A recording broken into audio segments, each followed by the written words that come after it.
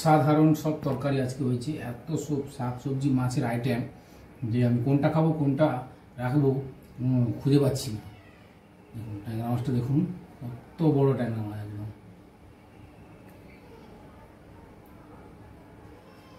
আমি কচু কাটতে বসে গেছি। আজকে আমি কচু রান্না করব চিংড়ি মাছ দিয়ে, আর ট্যাংরা মাছের তেল ঝাল রান্না করব। দুটো রান্না করে আপনাদের আমি দেখাবো। এখন এই যে কচু কেটে নিচ্ছি। কচু কাটতে গেলে হাত প্রচণ্ড চুলকায়, তাই আমি হাতে গ্লাভস পরে নিয়েছি। আপনারা হাতে একটু সরিষার তেল দিয়েও কাটতে পারেন। আমি এইভাবে কেটে নিচ্ছি। এইভাবে উপরের ছালটা এরকম করে ছাড়িয়ে নিতে হবে।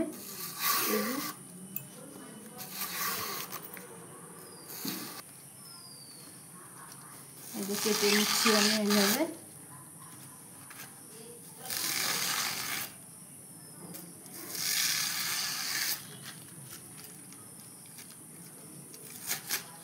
কেটে হলুদ জলে ভিজিয়ে রেখেছি।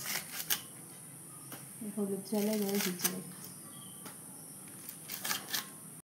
এই যে আমার সবগুলো কাটা হয়ে গেছে। এবার সেদ্ধ করতে বসিয়ে দেব।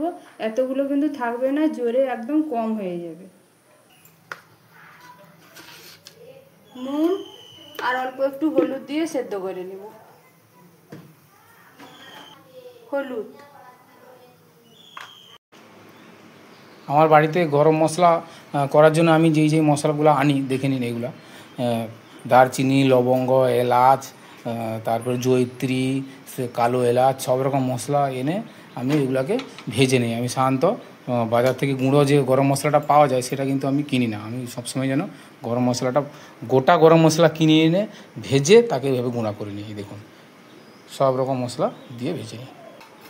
কাটিয়ে দিচ্ছি আমি কড়াই বসিয়ে দিয়েছি কচু রান্নার জন্যে। এবারে সরিষার তেল দিয়ে দিলাম কড়াইতে।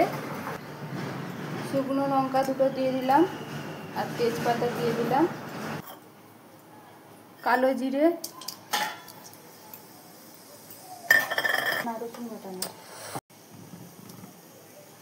কেটে রাখা পেঁয়াজ।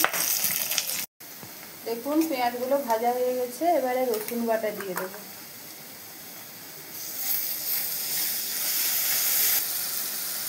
এবারে হলুদ দিয়ে দেবো।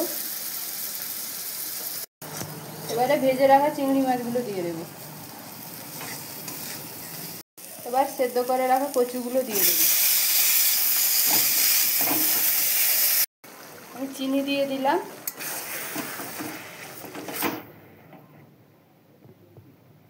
আর নুন দিয়ে দেব। এইভাবে রান্না করবেন, একদম চুলকাবে না। আমি এবার নামিয়ে নিচ্ছি। আমি ট্যাংরা মাছের তেল ঝাল বানাবো, তার জন্য মাছগুলো আমি ধুয়ে নিচ্ছি। কাটা হয়ে গেছে। ধুয়ে পানিতে রেখেছিলাম যাতে জল ঝরে গেছে। এবার ঢেলে নিলাম থালাতে। নুন, হলুদ, তেল এগুলো ভালো করে মাখিয়ে নেই। এই কিছুক্ষণের জন্য রেখে দেবো, 5 মিনিটের জন্য রাখলেই হবে। আমি ট্যাংরা মাছের তেল ঝাল বানানোর জন্য কড়াই বসিয়ে দিয়েছি। এবার কড়াইতে তেল দিয়ে দিলাম। এবারে মাছগুলো দিয়ে দেবো। একটা মাছের ডিম হয়ে গেছে, সেটা মাছের ডিম হয়ে গেছে, এটারও ডিম হয়ে গেছে, সবগুলো হয়নি।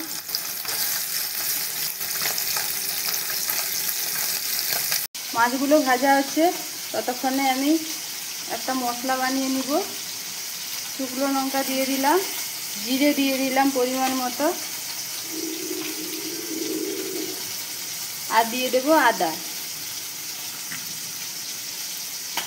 মাছগুলো 1 পিঠ হয়ে গেছে, আর 1 পিঠ উল্টে নিব।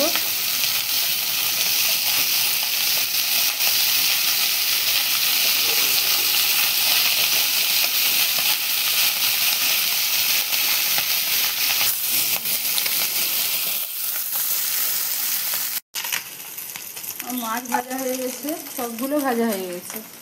এবার তুলে নিব কড়াই থেকে যা আছে মাছগুলো। মাছ ভাজার তেল একটু আছে, বেশি হয়েছে, আর আমি তার সঙ্গে আর একটু সরিষার তেল দিয়ে দিলাম।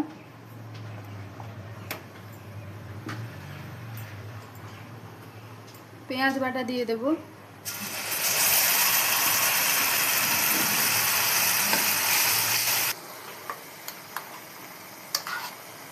এবার রসুন বাটা দিয়ে দিলাম, বেটে রাখা মশলাগুলো দিয়ে দেব,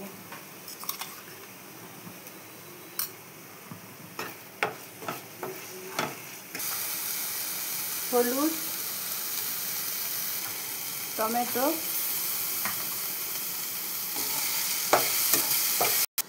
ভাজা ধনে গুঁড়ো,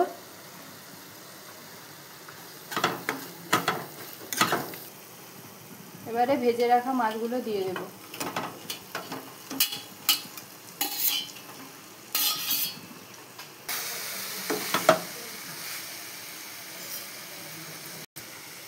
এবারে জল দিয়ে দেব,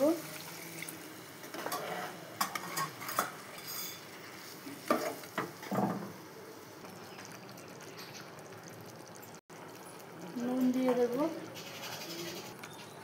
ভেজে রাখা গরম মশলা,